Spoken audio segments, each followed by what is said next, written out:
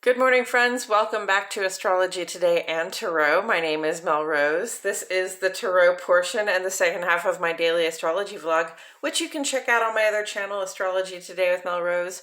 Over there, you will find a description of the day's astrology as I've spelled it out here.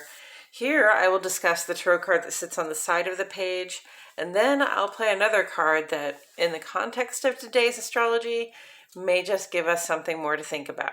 So, let's get into it. The card that currently sits on the side of the page is the Five of Swords, and it's here because it corresponds in astrology with the first 10 days or the first decan of the sun's transit here in the land of Aquarius. Aquarius is an air sign.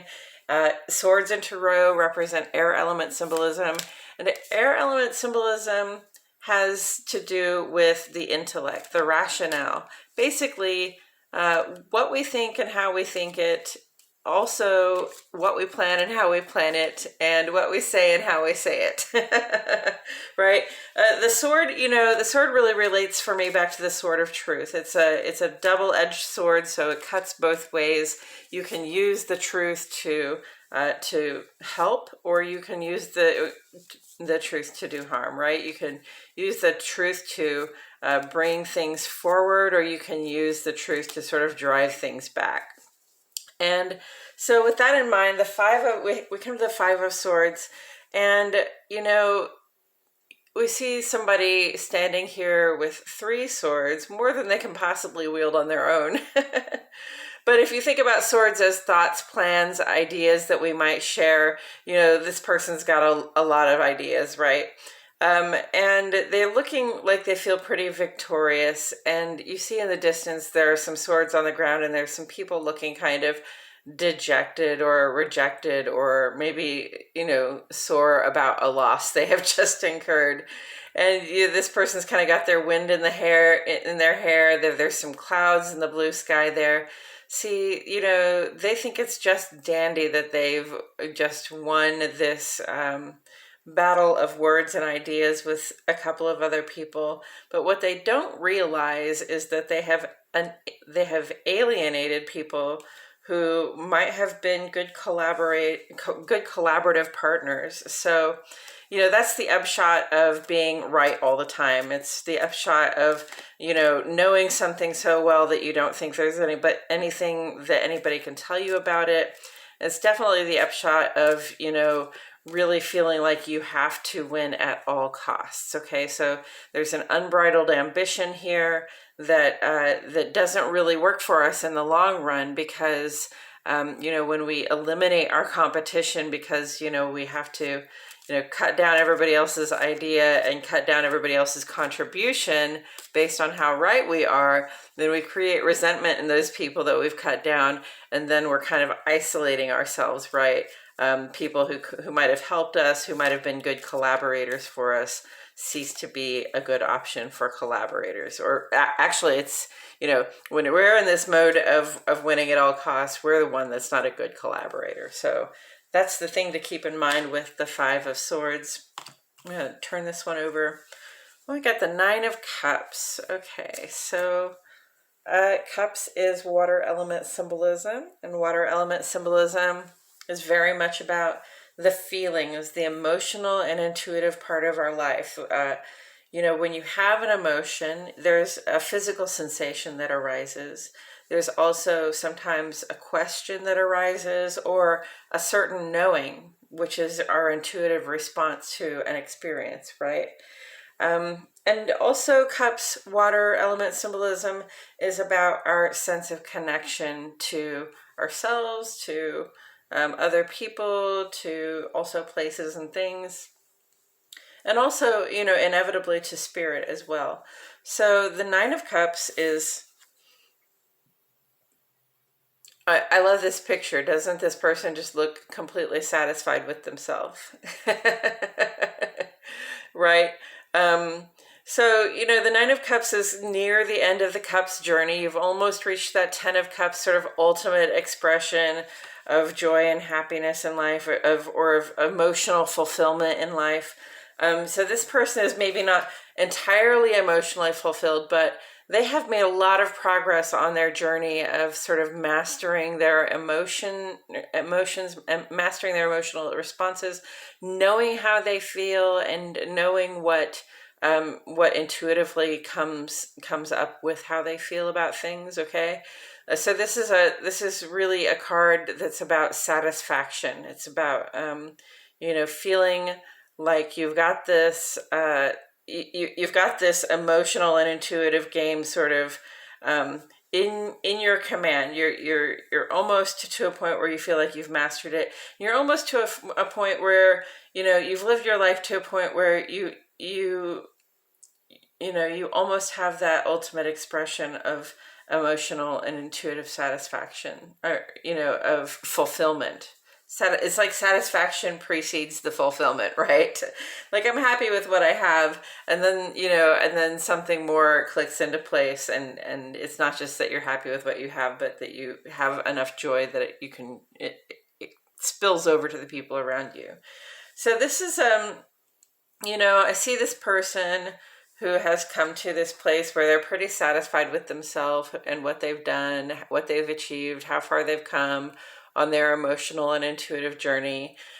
Sometimes I see this, there's a little bit of a withholding in this person's posture, right? They've got their arms crossed, they've got their legs crossed, right? So it's not like there's a lot of sharing going on there. This person is right here by themselves. They're seated a little bit like a queen or a king, facing directly out at us, or a major arcana facing directly out at us. So it's really just there's something that's like, I'm satisfied, but I know you might not be.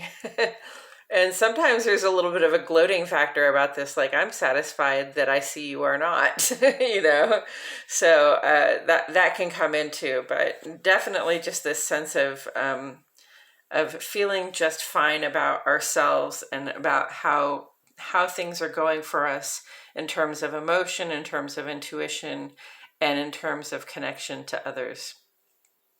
So where do I see this? Well, Venus very clearly is conjunct to Saturn today. And this is one of those moments where we're looking at how satisfied we are with the investments we have made.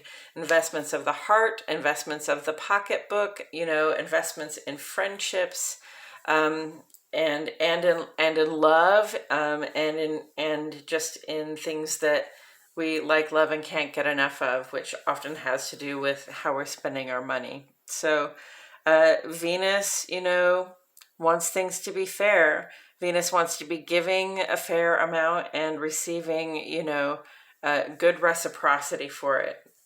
So anything that we are invested in at this time that does not feel satisfying to us, does not feel like it's filling all 9 of our cups, right? Anything that feels like we're giving more than we're getting, anything that feels like, also those things that feel like we're getting more than we're giving. Listen, we feel that imbalance when it's there. And under these circumstances, conjunct amplifies them. Saturn is very serious about whatever Venus is serious about right now. And Venus is serious about things being fair. So if they're not fair, they either have to come into alignment. Okay, we have to bring them into alignment. We have to forgive the debts, or we have to settle up what we owe. Or somebody else needs to settle up, show up in a better way. Or those connections are likely to come to some kind of an end, or to be on their way out. And that's just a really frank honesty there. And probably if I'm talking about this, you have in mind something that's not really working for you, something you've invested your time, your energy, your goodwill in, even your money in, that's not working for you.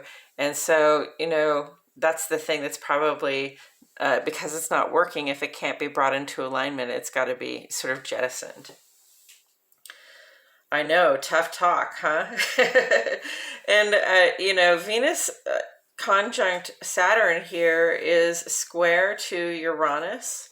And Uranus just, just today, just less than an hour after Venus completes this conjunct to Saturn, Uranus goes direct again, starts moving from our perspective in a forward direction along its regular trajectory. So, that should make smoother sailing in terms of our ability, Taurus, to establish the security and the resources we desire for, for contentment, for satisfaction in our material and emotional lives. So that's really positive. But the square says, basically kind of remember what it is that you're trying to establish for yourself. Okay, remember what it is that is going to make you feel the most secure, and be invested in that. Okay, that's what that's saying to me is, pay attention to what your goals are, what your aspirations are for your personal life, but also just for even in the outer world, in the work, social, and civic realm. Make sure you feel like you're getting as good as you get, right? Okay, so taken together with the Five of Swords, talk about getting as good as you get, right? So this is a winning at all costs. And this, if I translate it through the Venus conjunct Saturn here, is more of a wanting to be satisfied that everybody is getting their fair share, right? Holding on to mine, but making sure you get yours as well.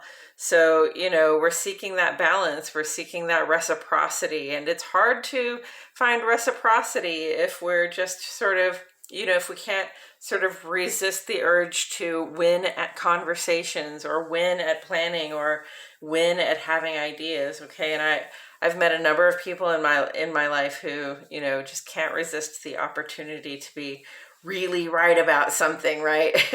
But in the long run, being right is only part of the equation, because if you're really, really right about something to the point where other people can't share their thoughts and ideas and plans with you, to the point where other people can't collaborate with you on that level, help you to plan, and you help them to plan, then nobody's getting what they need. And this is this is sort of the outcome, right? If the reciprocity isn't there, if you're giving too much hostility, or if you're giving too much, insisting on being in command of the whole project or the whole subject, right? If you're giving too much of that, and other people aren't getting a chance to participate and to communicate and to collaborate, then you're going to lose those people. You're going to lose those investments. Okay, those people aren't going to want to invest in you if you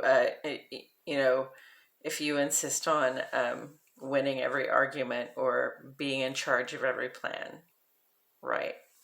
So reciprocity, it works in a couple of different ways. It's not just about I give you $2 and you give me, that cup of lemonade. It's also like, why should you want to give me anything if I come at you in a hostile way, or in a sort of know-it-all way, or in a way that that insists that you can't possibly your contribution can't be counted.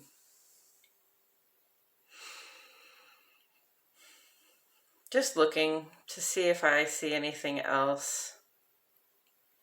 This sort of guarded condition of this person is, I see them kind of looking at this person, or maybe not even looking at this person, sort of, the way your friend will see something happen and they'll look you in the eyes like, did you just see that, right? So, sort of responding to this vibe in a way that's like, I would never act like that. I'll be over here making sure that things balance out, regardless of whatever this foolish person over here is doing at the moment. So, think about the reciprocity. Think about allowing other people to contribute. Think about, enrolling your collective as your co-conspirators, as your as your collaborators, and how much more effective you can be if you don't have to just shut down the contributions that other people have to make. Yeah. Okay, friends, I think that's all I have to say about it today. Thank you so much for joining me here. I truly appreciate your presence. My name is Melrose, and I'll see you all back here tomorrow for more Astrology Today and Tarot.